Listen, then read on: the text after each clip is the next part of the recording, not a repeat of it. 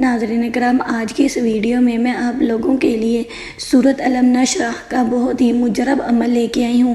یہ ایسا عمل ہے جس کو آپ اپنے کسی مقصد کو پورا کرنے کے لیے بھی استعمال کر سکتے ہیں۔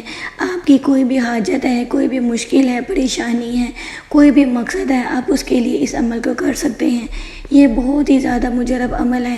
جس کسی نے بھی اس عمل کو کیا ہے، اللہ پاک نے اس کی مشکل کو، پریشانی کو دور کیا ہے۔ تو ناظرین کرام، آپ کے وقت کو ضائع کیے بغیر ہم آپ کو لے کے چلتے ہیں آج کے وظیفے کی طرف۔ بسم اللہ الرحمن الرحیم۔ حق اسلامک ٹی وی کے تمام ناظرین کو السلام علیکم۔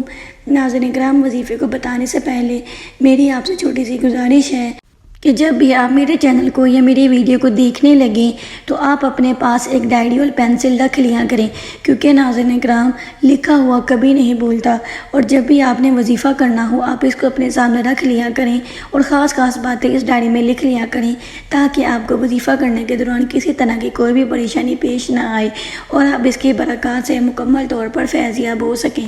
تو ناظرین کرام، آپ نے کرنا کیا ہے؟ سورۃ الم نشرح، یہ آپ کو قرآن پاک کی 30ویں سپارے میں آسانی سے مل جائے گی۔ یہ سورت بہت ہی بابرکت ہے۔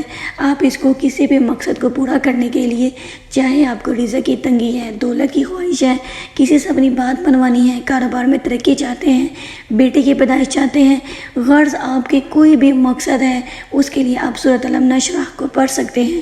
ناظرین کرام، آپ نے اس کو نماز عصر کے بعد پڑھنا ہے۔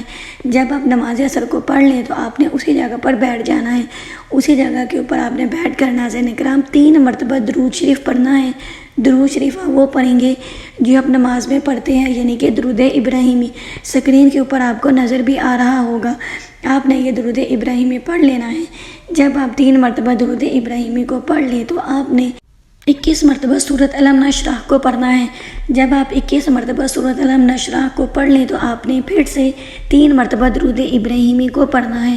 ناظرین کرام، ایک بات یاد رکھیں کہ آپ نے سورۃ الم نشرح کو ہر مرتبہ بسم اللہ کے ساتھ پڑھنا ہے، یعنی کہ ایک مرتبہ جب آپ نے اس سورت کو پڑھنا ہے تو بسم اللہ کے ساتھ پڑھیں گے، جب آپ دوسری مرتبہ پڑھیں گے تب بھی آپ بسم اللہ کے ساتھ پڑھیں گے۔ اس طرح سے آپ نے 21 مرتبہ سورۃ الم نشرح کو پڑھ لینا ہے۔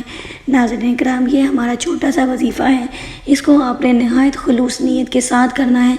اس وظیفہ کرنے کے دوران جو آپ نے احتیاط کرنی ہے وہ یہ کرنی ہے کہ جب آپ اس وظیفے کو شروع کر لیں تو آپ نے کسی سے بھی کوئی بھی بات چیت نہیں کرنی۔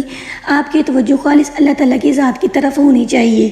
وظیفہ مکمل کرنے کے بعد آپ نے اللہ تعالیٰ سے دونوں ہاتھ اٹھا کر اپنی پریشانی کے لیے دعا کرنی ہے۔ آپ اپنے مقصد کو پورا کرنے کے لیے اللہ کی حضور دعا کرنی ہے۔ ناظرین کرام، بہت جلد ہی آپ کا جو بھی مسئلہ ہوگا، جو بھی مقصد ہوگا وہ پورا ہو جائے گا اور آپ کی مشکل اور پریشانی دور ہو جائے گی۔ ناظرین کرام، آپ نے اس وظیفے کی جو مدت ہے، اس وظیفے کو آپ نے 7 دن کرنا ہے۔ 7 دن لگاتار اس وظیفے کو کرنا ہے، درمیان میں ناغہ بالکل نہیں کرنا۔ ناظرین کرام، یہ بہت ہی زیادہ مجرب عمل ہے۔ انشاءاللہ تعالی ناظرین کرام، چند دن کے عمل سے ہی آپ کی ہر حاجت پوری ہو جائے گی۔